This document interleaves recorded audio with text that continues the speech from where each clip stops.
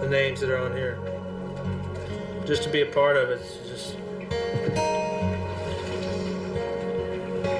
don't really know what to say.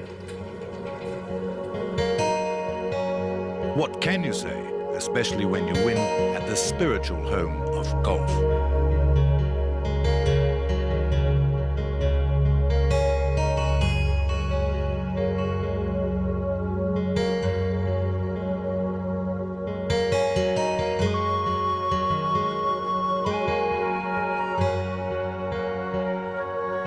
Whether John Daly's had time to absorb 6 minutes, let alone 600 years of St Andrews golfing history, is arguable. What's certain is that he's added a new dimension to it.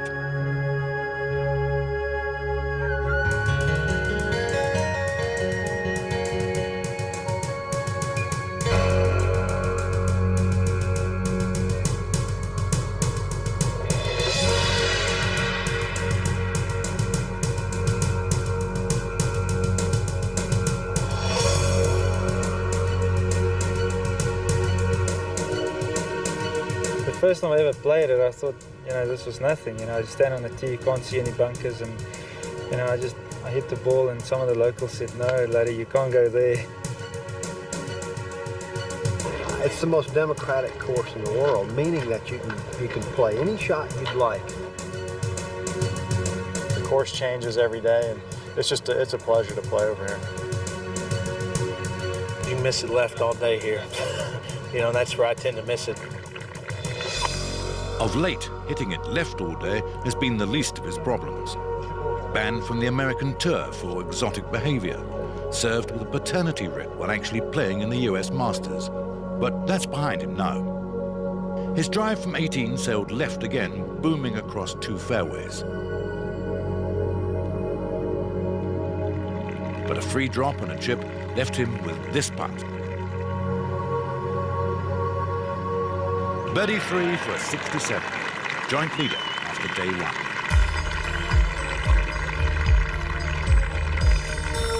Daly may not be the bookmaker's favourite, but he certainly keeps his glove manufacturer in business.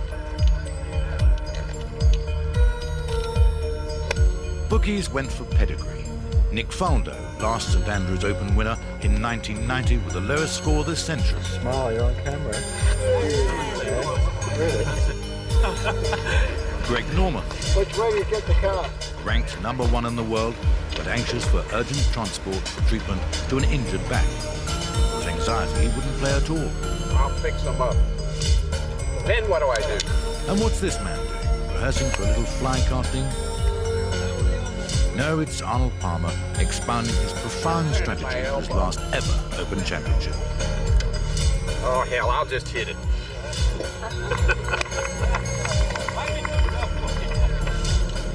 There's great style at St Andrews. Golfers don't just come and play and go away.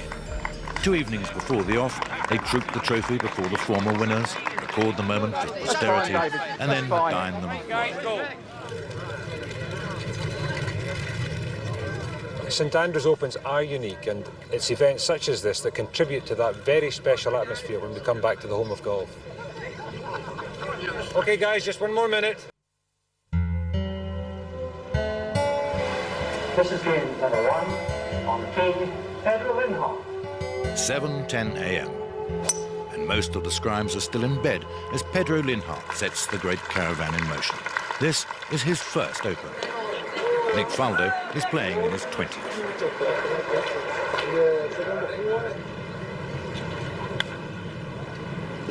Jim Gallagher, meanwhile, simply ignores the Valley of Sin and finishes with an eagle.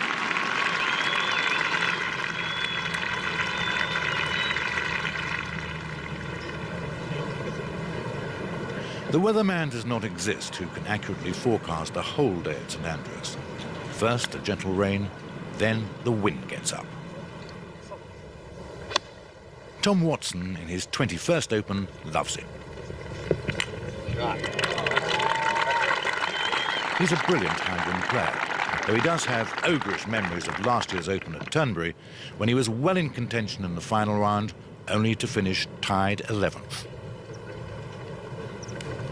That was my most disappointing moment in several years last year at Turnberry, but I don't let those moments hang around very long. Age does not weary him, nor the wind distract. It's nice to see the wind out there because it creates another hazard that this course needs.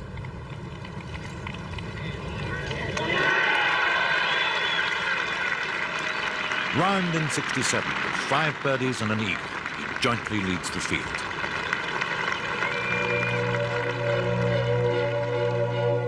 Back down the same fairway, behold the man generally acknowledged to be the greatest golfer of all time. Jack Nicklaus has found the bunker known as hell. It was in a predicament similar to this that the great Bernard Darwin prayed to the Lord. Don't send the lad, he said, you'd better come yourself.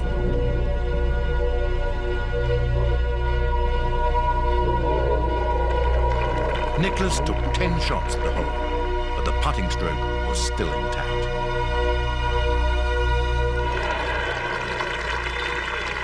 I'd say it was 4 3 putts and I went to hell. And that's where I got in all the trouble, was in hell bunker. At 43, Ben Crenshaw, the US Masters champion, is back for his 19th crack at the Open. He's still struggling to unravel the mysteries of links golf. I don't think there's any way to learn everything there is about it. When you play against undulations of a convex nature like they are, you're going to get bounces and different angles to try to cross those undulations. It's very, very hard to learn them. Crenshaw is a great golf traditionalist.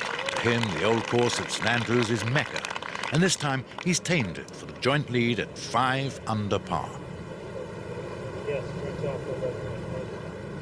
Nick Faldo knows his way round, or does he? Believe it.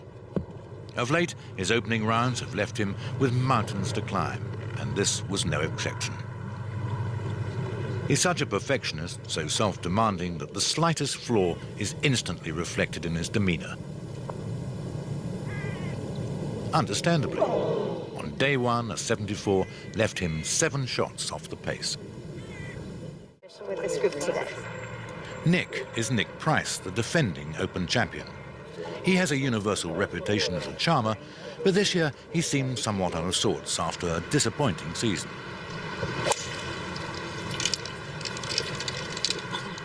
It was a very slow day, if you might say that, in the rules department, but certainly very exciting to go around the old course for the first time with players of that caliber and to see them play the golf course. And a few small things as far as the rules of golf are concerned, but nothing major. The highlight of Price's round came at the 17th, the road hole, and probably the toughest par 4 in golf. There was big betting this year on how many birdies would be achieved there. And after 4 days and almost 500 rounds, there were only 13. One was Price's.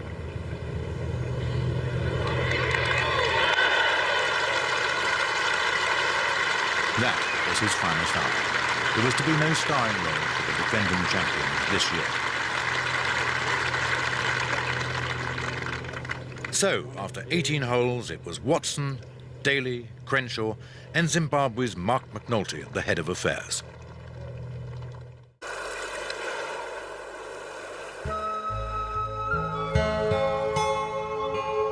If some of the fabric of St Andrews looks a trifle battered, it's hardly surprising.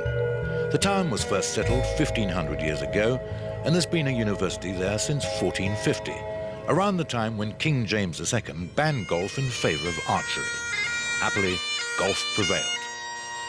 This year, the university conferred an honorary Doctor of Laws degree on an adopted golfing son, Gary Player, here making his 41st consecutive appearance at the Open.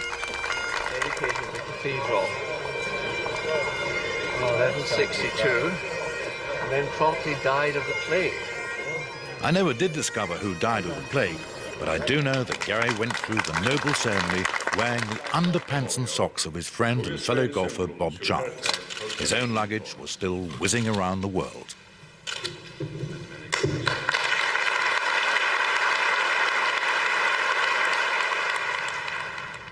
On course, Dr. Gary Player, now 59 and winner of 9 major championships, survived all 4 rounds. He proposes to play in the Open until AD 2000. Probably not so with Jack Nicklaus. He, like Player, also completed all 4 rounds at St Andrews, despite that shock horror 10. But if the old guard's changing, a new one is emerging. Eldrick Tiger Woods. Gordon Sherry. Woods, just 19, US amateur champion. Okay. Sherry, 21, amateur champion of Great Britain. Woods, 6'2", so this was a new American prodigy. Sherry, 6'8". Only the previous week, he'd endorsed his burgeoning reputation in the Scottish Open Championship. Coming off the 17th tee in the final round, he turned to his caddy and said, "Do you reckon they'd let me turn professional here and now?" Little wonder. When he'd holed out at the 18th, he tied for 4th place in a powerful field. As a pro, he would have earned £27,000. As an amateur, of course, he got nothing.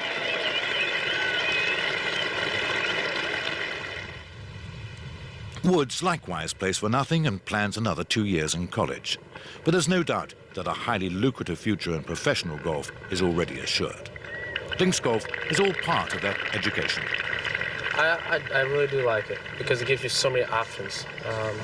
You don't have to bring out the 60-degree wedge as soon as you miss the green. You got so many ways of playing each and every shot, which is great. That's what it should be. For his first 2 rounds, Sherry faced what many would have seen as a daunting pairing, out with Tom Watson and Greg Norman.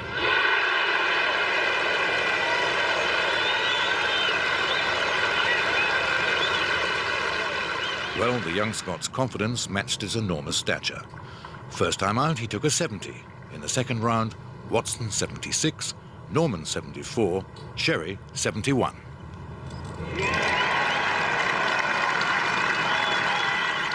It's a dream. It's a dream come true. To play with the world's #1 and one of the best players of all time, you know, Tom Watson. It's just, you can't explain how much it means to me. You know, no matter what I score over the next 2 days, I'm pleased with what I've done. It's the start of something, hopefully. We'll just go from there. The Cross of St Andrew told the story. The wind was up and was to stay up. It was a day demanding patience, and again, patience was rewarded. Shots had to be shaped into the wind as the old course bared its molars. A near albatross for Justin Leonard.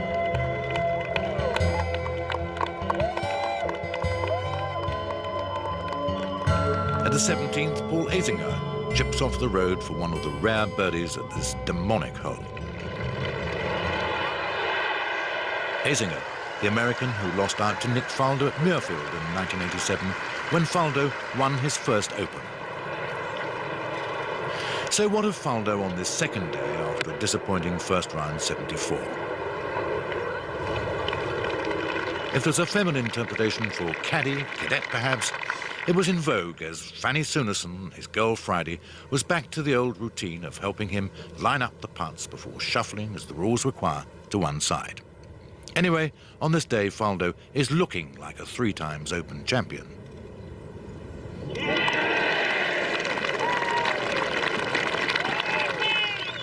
At the 17th, he's come up short to be faced with a tricky choice, to chip or putt. He putts, and it's the right decision. Faldo finished with a 67, a round matched only by 2 others on the day.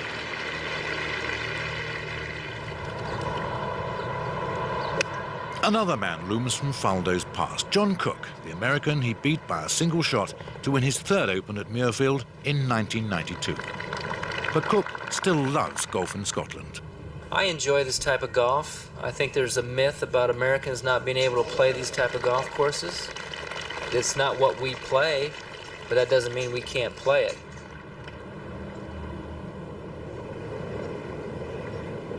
Another monumental putt keeps Cook right in the frame. 5 under par after 2 rounds. This leaves the American just one shot adrift of his fellow countryman, Brad Faxon. Although Faxon finished a valiant 7th at Turnberry last year, he doesn't see eye to eye with Cook about links golf. You've got to have a lot of imagination around these greens. It's not, you know, when you get up to the 18th hole, we don't have a shot in the whole U.S. where you have to hit a wedge down a hill or a putt from 40 yards short. But you just have to use your instinct.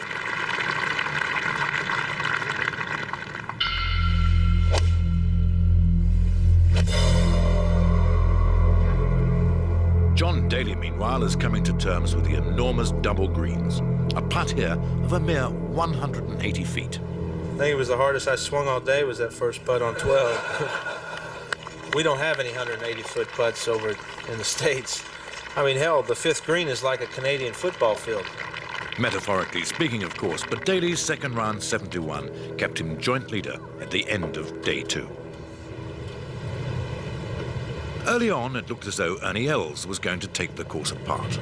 Birdies at the 2nd and 3rd, then at the 13th and 14th, put him in pole position for the lead.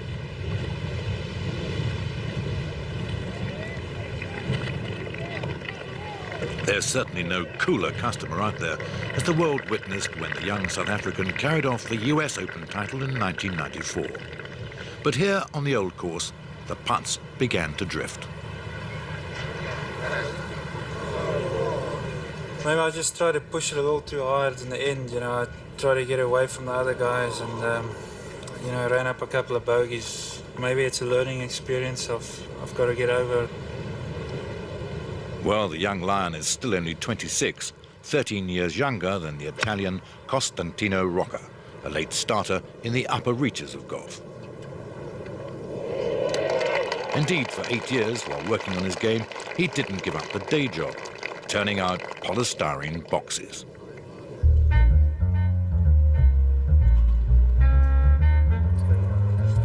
There were times on the second day when the Open almost drank to a standstill.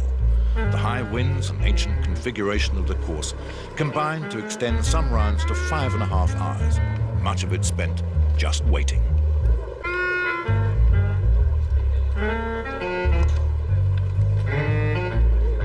We were hoping. Suddenly, the years roll back. Zoa Aoki, probably the best known of all Japanese golfers, is hurtling around the course. At 52, he's now a commentator for Japan's TV Asahi, and he's a sensation on his hands. Katsuosi Tomori, his countryman, is on track to finish day 2 as joint leader, the golfing equivalent of Iceland leading Brazil at halftime in the World Soccer Cup. There are huge fun and games out there. Tomori doesn't speak a word of English, and even if he did, he probably wouldn't understand the argot of his Scottish caddie. Neither studied Esperanto, so it's all down to sign language, the lingua franca being the game of golf itself. And it works. Now, with 5 birdies for a 68, he does finish joint leader of 3.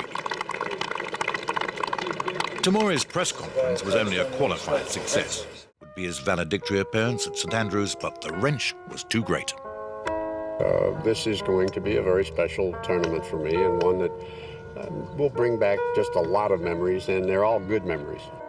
Palmer's first appearance here was in 1960, when the little train, now long gone, still trundled them in from Lucas Junction. The first thing he did was engage the dean of local caddies, Tip Anderson. I remember the very day I met him. It wasn't the best of days, but it was blowing about 65 miles an hour or something. We tried to attempt to go out here, but it was played very bad. But come the championship, Palmer finished second and won the rare approbation of Henry Longhurst. Little delay, and look at that, look at that, look at that, look at that. Oh, he's about 4 feet short. What a beautiful shot. Here is a very, very great golfer indeed. No, he's hooked it. No, it's right in the middle. God, what a wonderful three. What a wonderful three. A year later, Palmer won the Open at Royal Birkdale. The year after that, he won again at True. Now, after more than 3 decades, knowing that he'd missed the cut, he was both playing and saying his farewell. This championship is one that I came to because I thought it was the most revered championship in the world. I still think that. Being my last one, I say, gentlemen, enjoy it. It's been great fun for me. I hope to come back many, many times and watch. And I look forward particularly to the fall meeting and to be here and play. Thank you very much. So he will be back, but only playing for fun as an honorary member of the Royal and Ancient Golf Club.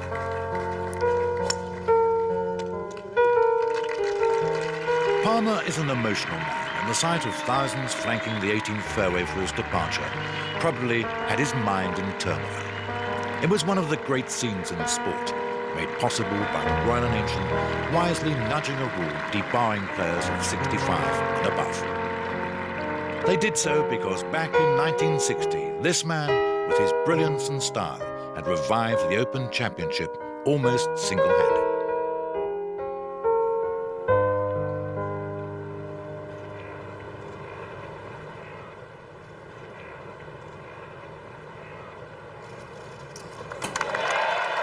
Now it was over, and this time, unlike the tearful farewell at the US Open, he almost had his emotions under control. I guess I'm not going to play again. That bothers me. But there's also a happy note on that too, that it's been good for the years. But back to reality. With 36 holes gone, there are 9 players within 1 shot of the lead.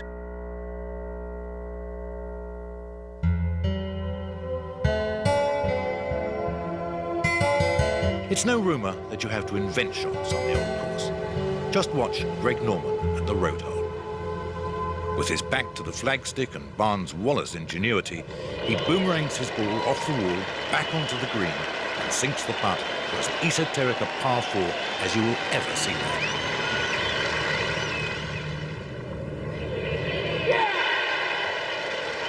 Norman, to his credit, never once invoked his back trouble as an excuse. But a bogey 5 at the final hole left him 1 over par after 3 rounds. The joint favourite was out of contention. The other joint favourite, meanwhile, gave his backers an adrenaline rush at the short 11th.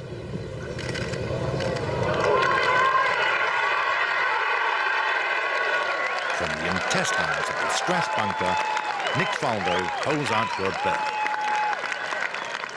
Only at the very next hole to pull his drive into heavy gorse.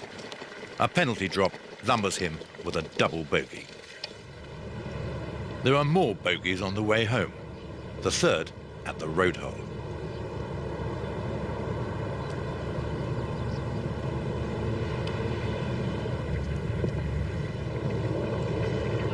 There's a TV camera hidden in there somewhere. Perhaps it's just as well there was no microphone.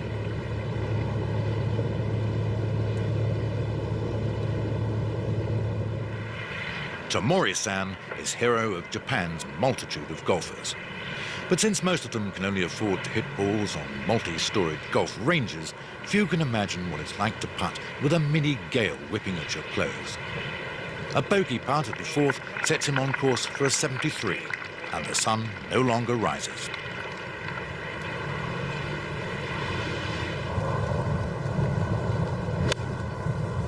Suddenly, almost on the horizon of 2 steady opening rounds of 71, there emerges a name virtually unknown to many, Michael Campbell, a 25-year-old New Zealand Maori whose only previous shot at the Open ended in the anonymity of a missed cut.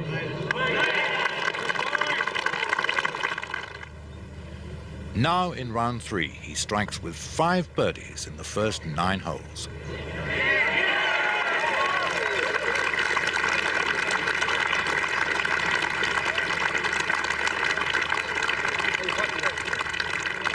Behind him, Senior Rocker is keeping the pressure on.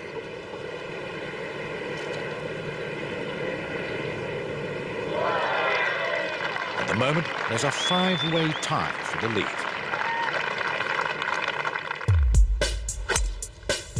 But Campbell, with an easy swing that matches his personality, hasn't finished yet. He birdies the 12th.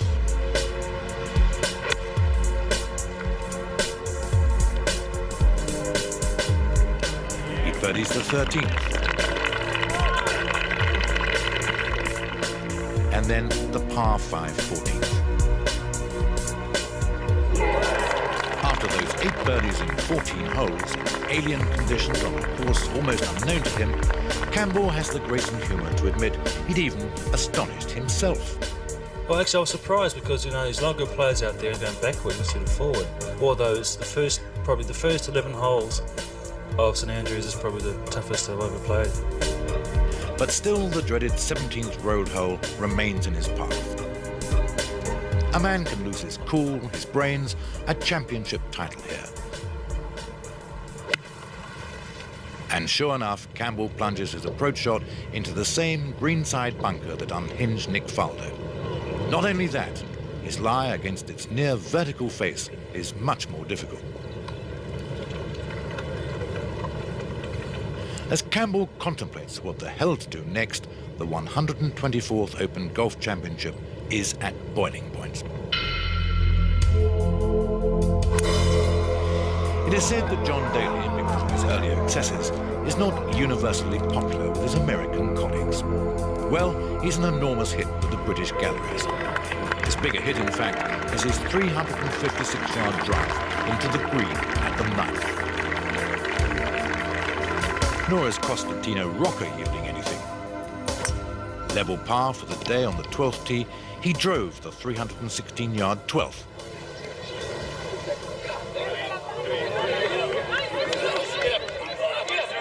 And was left with this for an eagle 2.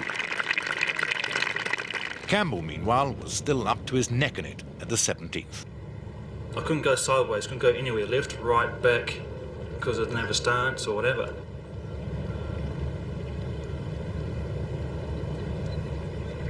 And fortunately enough, it just took the right bounce from the lip and just popped up on the bank and rolled down to about a foot. There were many remarkable shots at the Open, and this was certainly one of them. A little lucky, perhaps, since he'd grazed the parapet. But a 4 there and a par at the last gave him 65 and the best round of the championship. Back on the 9th, Daly had to settle for a birdie, but at the 12th, Rocca obliged. Eagle 2.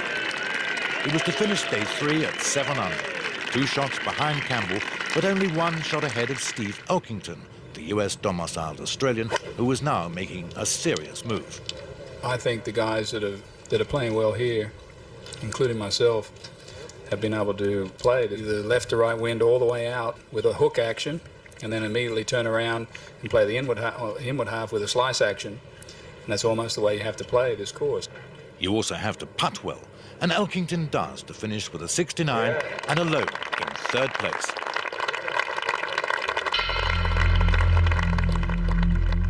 Now all eyes are on Daly. I'd be short of the bunkers. I'm in trouble. The crowd have adopted him, but even the people's prodigal can't avoid the 17th. It's just a tough golf hole. You know, I don't know how many birdies have been recorded this week, but I bet there's not more than 10 or 12 birdies. It's not a hole that I'd want to have to make birdie to try and win a major championship, I can tell you that. Making par there is almost like making birdie. Double bogey 6. Now 4 under with only the 18th to play.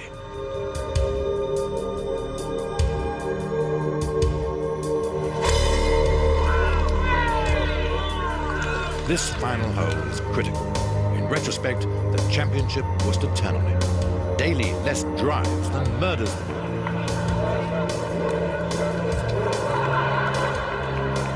Another 2 feet, and he would have been out of bounds, out of the frame. But optimism prevails. On this golf course, if you're 7 or 8 shots back, you're still in it, I think. They said the wind's supposed to blow a lot harder tomorrow, and so I'm kind of glad I'm not in the last group.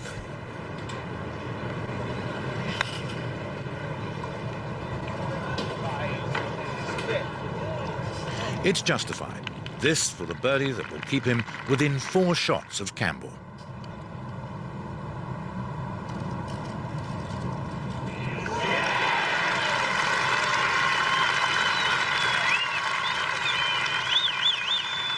Campbell by 2 from Rocker and by 3 from Elkington. Tamori, Els, Paven and Daly are a further shot back. Yeah, I feel like I've got a real good chance here.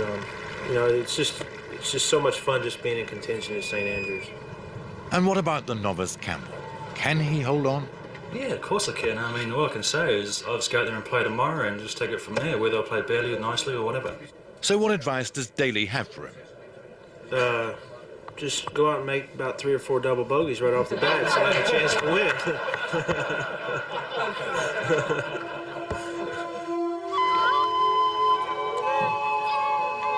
It's not recorded how well Michael Campbell slept on his 2-shot advantage, but it was certainly a lottery of a leaderboard on the final morning. Most of the big names were shot away, leaving 1 New Zealander, 1 Italian, 1 Australian, 1 South African, 1 Japanese, and 2 Americans in realistic contention, until this man suddenly parachuted into the fray with an enormous putt.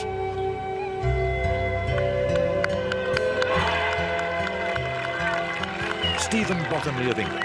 Practically no Englishman had ever heard of it.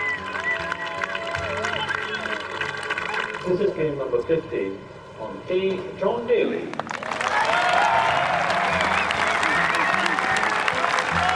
Daly, under renowned for conservatism, tees off with a 1-iron.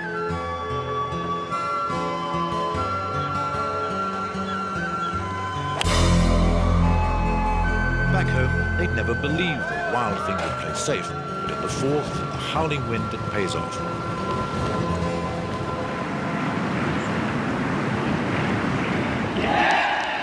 Birdie 4. He's still 3 adrift with Campbell. Scorer, Jennifer?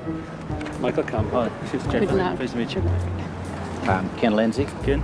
Michael. Dave, how you going? Thank you.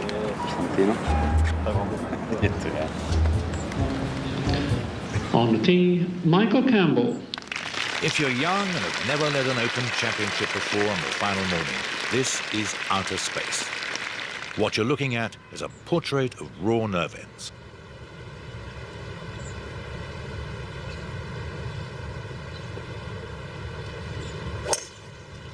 It's not serious, but tension has pulled his tee shot.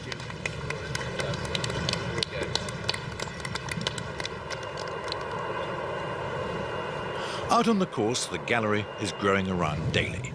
And all at once, the big swinger is playing with all the artifice of a seasoned links exponent.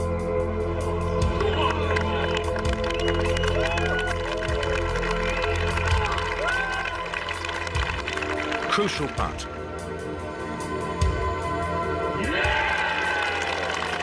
Birdie, 7 under. The gap is shrinking, and the wind, now almost Daly's ally, is still pounding. Indeed, apart from Daly, the wind is almost blowing the others backwards, literally in the case of the slender Tamori. Michael Campbell, despite a faint trace of Scottish blood, isn't coming to terms with it either. His drive at the 5th is almost blown into the estuary. He's still putting for his par 5.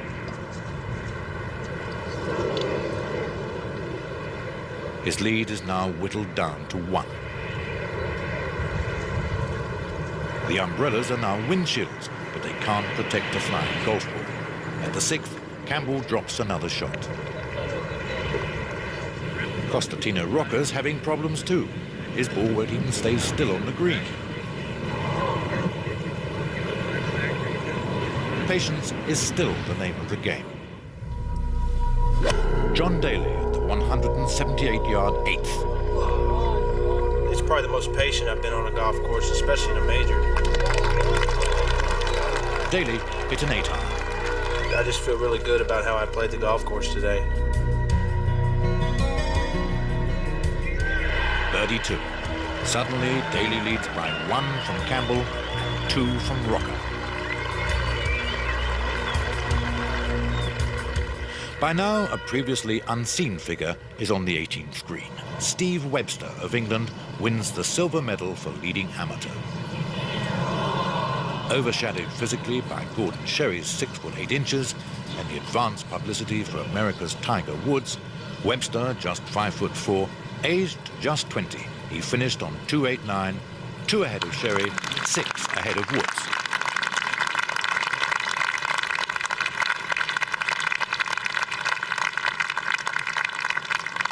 But there were tribulations back on the course for the final pair. Rocker at the 10th, back to 4 under. Campbell at the par 3 11th. The Strath bunker takes its revenge. Back to 5 under.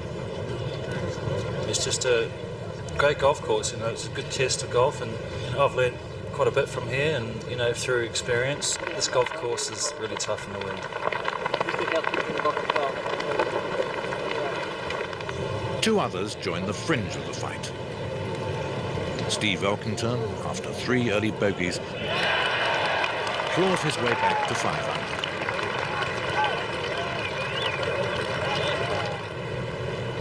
under. And then at the 15th, Mark Brooks comes straight out of the Texas telephone directory, where he looked like staying after a 3rd round 73. But today, he's 2 under par for his round so far, and he needs this to go 6 under for the championship.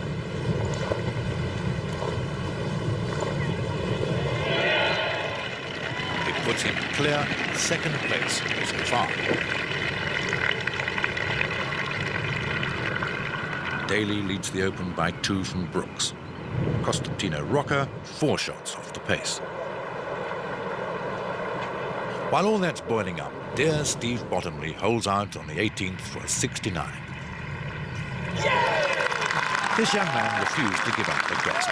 7 times he toiled through qualifying schools, and until today, the most he's ever won was £9,000. That putt left him joint 3rd eventually, worth £65,000. John Daly has now become demonized by an appalling responsibility. He can actually win this thing.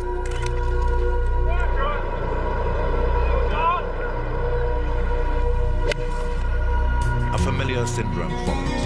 The birdies instantly dry up.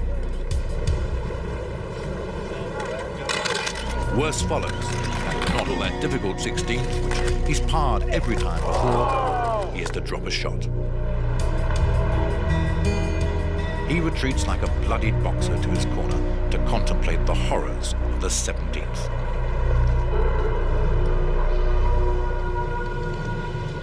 By now, he admitted later, he was shaking all over.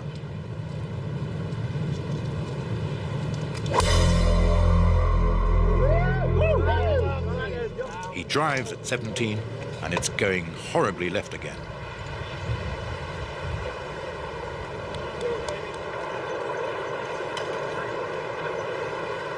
Up front, having double bogeyed the 16th, Mark Brooks has this birdie to get back to 5 under. So he's joint leader in the clubhouse, but without much conviction that this could be a permanent position. Back to the drama. Daly's second shot at 17. All right? Left, it's in the road bunker and lying there like a casualty off the north face of the Eiger.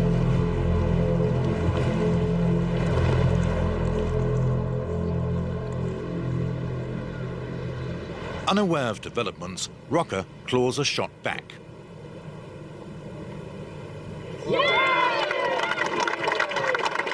Five. Campbell, meanwhile, drops another shot. Back to 4 under.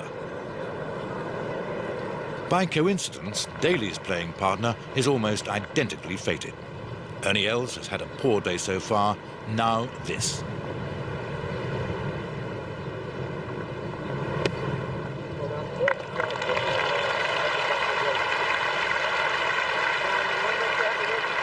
So it's possible, but can lightning strike twice? Daly with the identical bunker shot.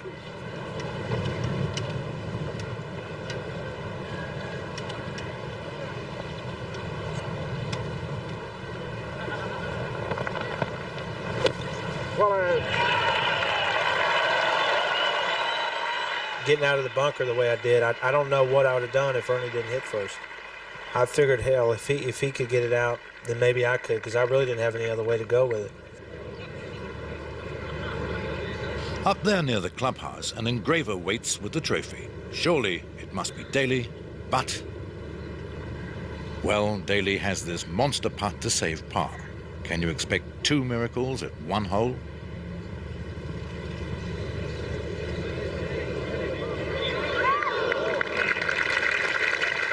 My body was just telling me, hey, it's a British Open, anything can happen. I mean, these greens were lightning fast the last 2 rounds, and I just didn't want to throw it away.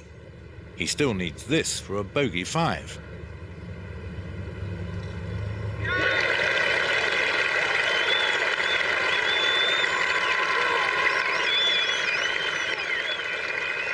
So the lead is down to 1. Daly at 18. All 3 rounds so far, he's hit a wood here. Now the adrenaline is so flowing that he'd probably clear the clubhouse. So a conservative iron. It's huge, it's left. It's hardly birdie country. But it's classic damage limitations. Rocker comes to the 17th.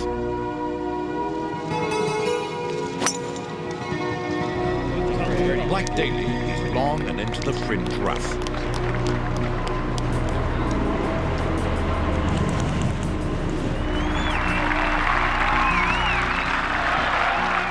Patience was the main thing. Greg, my caddy, I owe a lot to him. I mean, he just said so many positive things out there that kept me going and kept me motivated and kept me patient, and that was a big key. So did his loyalist supporter, his wife, Paulette. In a romantic moment, he once told the press he loved her almost as much as golf.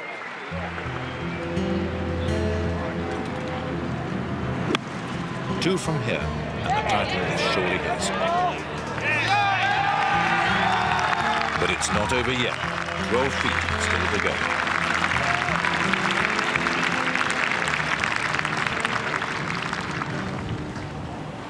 Rocker second to the 17th.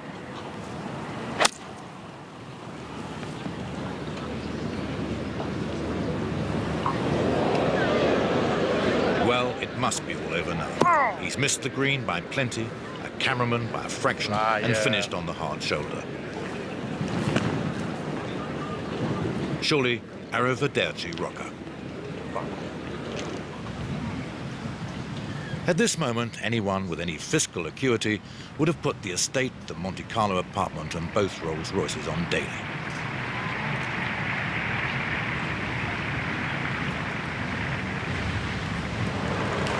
He putts. He just misses.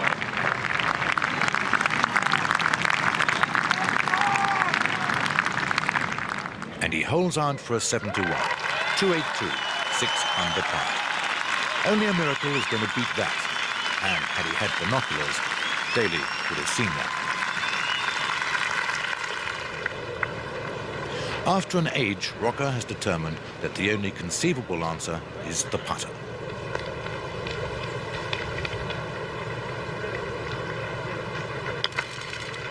So he plays the putter precisely like a sandwich. Genius by those who don't know the difference. Actually, admitted Rocker later, it must have hit a stone.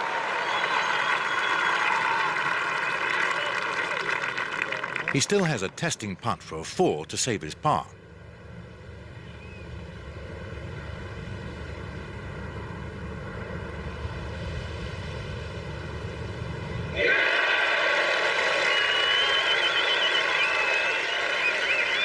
Okay, 5 under with 1 hole to play. The equation is now obvious. Rocker needs a birdie at the last hole to tie with Daly and force a 4-hole playoff.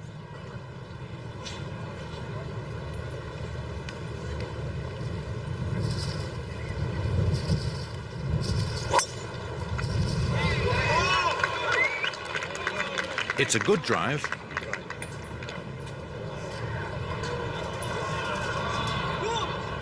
But it needed another half-dozen yards to take the Valley of Sin out of the reckoning.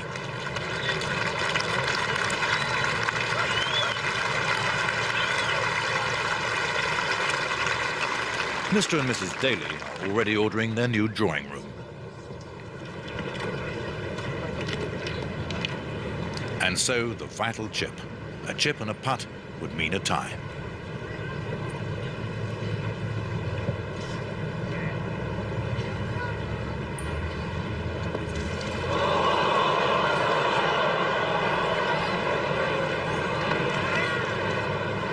We've all done it.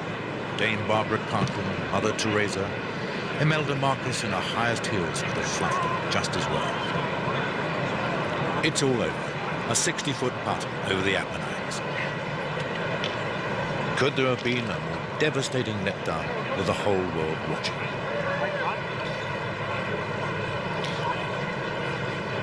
But he does have one more chance.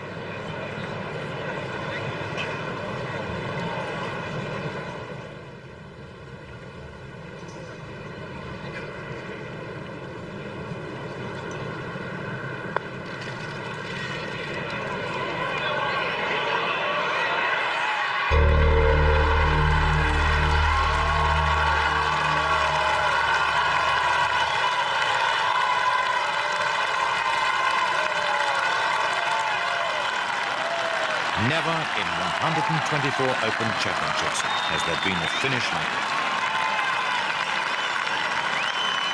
A century from now, they'll still rate that as the miracle shot of the Open Championship.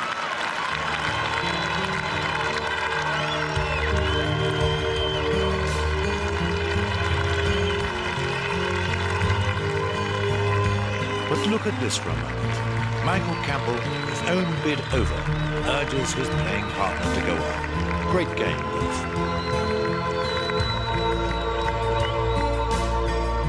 The Roll of Honour for the 1995 Open Championship. The outright winner yet to be decided.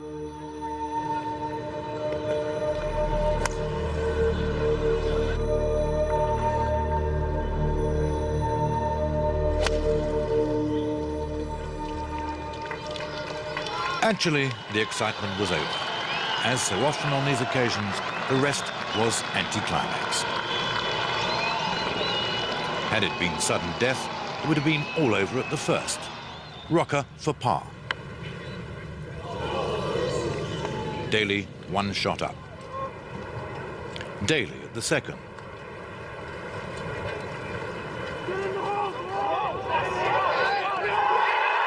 An outrageous birdie. 2 shots up, but he still has to negotiate the 17th again. Rocker is in position A. Daly yet again is off the fairway to the left.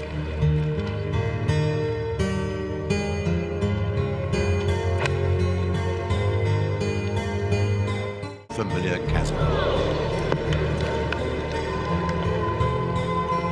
Daly. He learns by the hour. A cunning young Tom Morris approach puts him safely on the green. A par 4 is a certainty.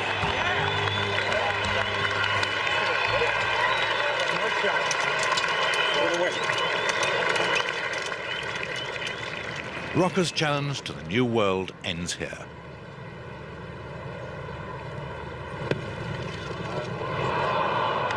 And the 124th Open Championship is over. They know the name to engrave on the trophy now.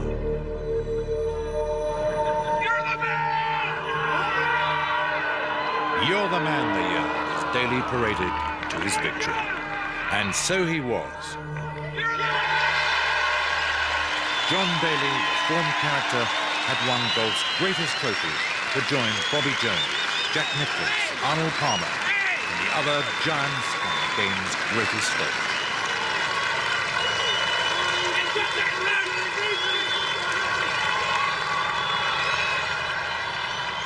The champion golfer for the year and the winner of the gold medal with a score of 282, John Daly.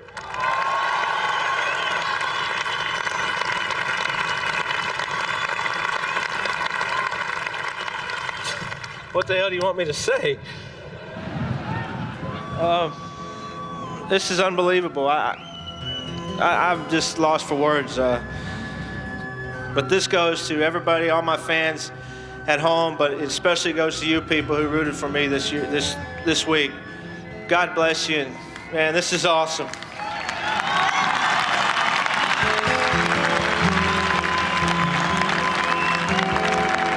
It's unbelievable. The names that are on here. Just to be a part of it.